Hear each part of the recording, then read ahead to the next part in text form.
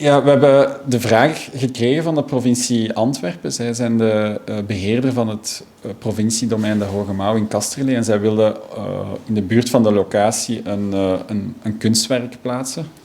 Dus daar begint het eigenlijk allemaal mee. Een opdrachtgever met een ambitie. En het project hebben wij kunnen realiseren dankzij een samenwerking met heel veel partners. Er was Nijm Partners die de engineering hebben gedaan. En ARL BVWA uit Balen die het staalwerk hebben gedaan. En al die partijen hebben we eigenlijk van in het begin in het proces betrokken om eigenlijk tot het uiteindelijke resultaat te kunnen komen. De bijzondere aspecten in het bouwkundig ontwerp van het project zijn het feit dat we eigenlijk een schaalfiguur hebben willen maken om een figuur van een heel groot beeld dat uit de grond lijkt op te rijzen te realiseren. En die schaalfiguur is samengesteld uit een heel groot aantal facetten, kleine vlakjes die samengelast zijn onder verschillende hoeken. En dat is een hele uitdaging geweest om enerzijds dat beeld te creëren en anderzijds dat eigenlijk ook structureel voor elkaar te krijgen. Het is in die zin ook een soort koepelvorm.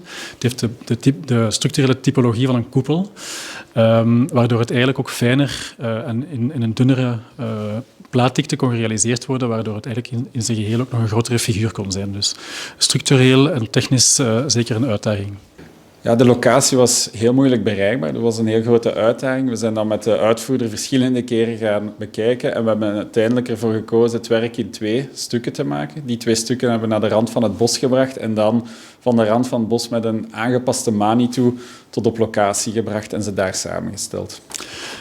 De keuze van kortenstaal in dit project heeft denk ik een meerduidige reden. In de eerste plaats is kortenstaal, zoals in andere werken die we al gerealiseerd hebben, een interessant product omdat het een heel mooie natuurlijke patina krijgt, omdat het eigenlijk geen onderhoud vraagt achteraf. Dat het natuurlijk staal is en heel sterk is en daardoor ook heel simpel kan eigenlijk zijn en blijven. Maar hier specifiek had het ook te maken met de kleur. Dus het is een soort zandgrond, een gele zandgrond.